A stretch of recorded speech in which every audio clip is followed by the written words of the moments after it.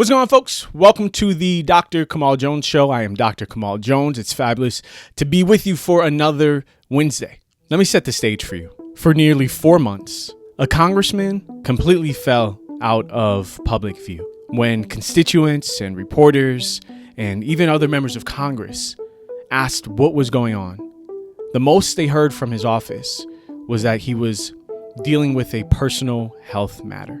For more than 100 days, nobody in the public heard from this congressman. No one received an explanation about what was going on. Now, after 4 months, this Congress member has reappeared, and he has shared why he went missing in the first place. And the reason for his going missing runs through the very core of healthcare in our country. I am Dr. Kamaal Jones, and this is the Dr. Kamaal Jones Show.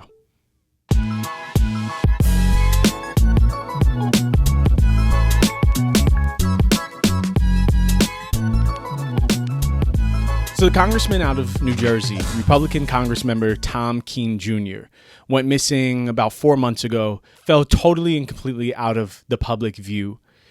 He missed well over 100 different votes for his congressional district. He was not available for phone calls or interviews.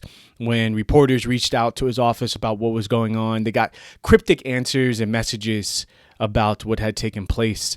When Mike Johnson, the Speaker of the House, was asked what was going on with Tom Kean, all he said was that Tom was navigating what is a common health illness that many Americans have navigated. Finally, in recent days, Tom Kean Jr. has reappeared on the public circuit, and he has revealed what it is that made him disappear 4 months ago. Tom Kean Jr. was hospitalized, receiving inpatient care for the last several months for major depressive disorder. In his words, Tom Kean said, "I was given the diagnosis of depression. I am grateful that I accepted help because today I stand before you healthier, stronger, and excited to return to the work that I love." His description was that he was under the impression initially that it would be only a couple of weeks, and it ended up being a nearly 4-month hospitalization and road to recovery for him to return to his work in the United States Congress. This is an important conversation because there becomes this point at which there is a responsibility for a public official to share about why they're not able to fulfill their duty and their obligation. And I think he owed people some explanation for where he was beyond it just being a personal health matter. And this isn't just me. Even Mike Johnson, the Speaker of the House, said that if it were me, I would have been more specific about that. And I encouraged him to be. And so you have to wonder why he wasn't comfortable. And I think part of it certainly is connected to some of the stigma that people face. Mental health in general is still very much a taboo subject in our country. I think all of us have a understanding that it's talked about more now than ever before. No question about it. It's easier and easier for people to be able to talk about their mental health and to bring it up in a real way, to have real discussions without there being so much stigma that we feel attached to it. At the same time, there are still real issues that people have to navigate with being labeled with having a mental health disorder, including depression. I want to just very quickly look at some numbers out of the American Psychological Association. This particular set of data that came out September of 2025, it showed that 88% of U.S. adults say that having a mental illness is nothing to be ashamed about, but 35% of adults say that they would view someone differently if they discovered that the person had a mental health condition. 84% of adults still believe that mental health illness carries some stigma. And so even though a large percentage, 88%, say that they don't personally believe that having a mental health disorder is anything to be ashamed of, 35% say that they would actually view someone differently if they did discover they had a mental health illness. And so it can often be difficult to ascertain whether or not people are going to look at you as weak or as lacking or as not fit to lead if it is discovered that you have a mental health illness. And so this is the type of thing that certainly can contribute to concerns around revealing certain diagnoses such as depression. Lauren Bobart from the state of Colorado, she said, I, for one, have been marked safe from depression today. She mockingly told TMZ. I think it's embarrassing.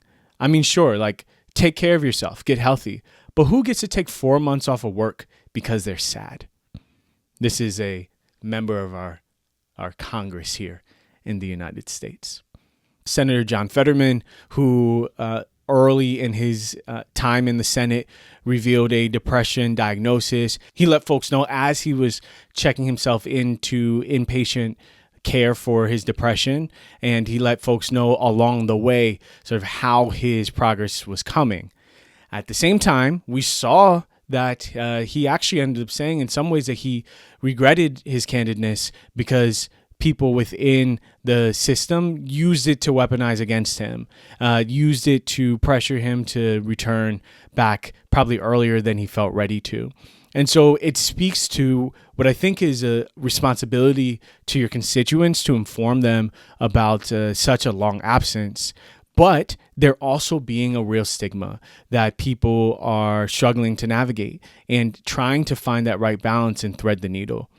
In the end, I think the biggest way to thread the needle is to make sure that everyone around our country can get the help and the support that they need in the same way that Tom Kean got the help and support that he needed.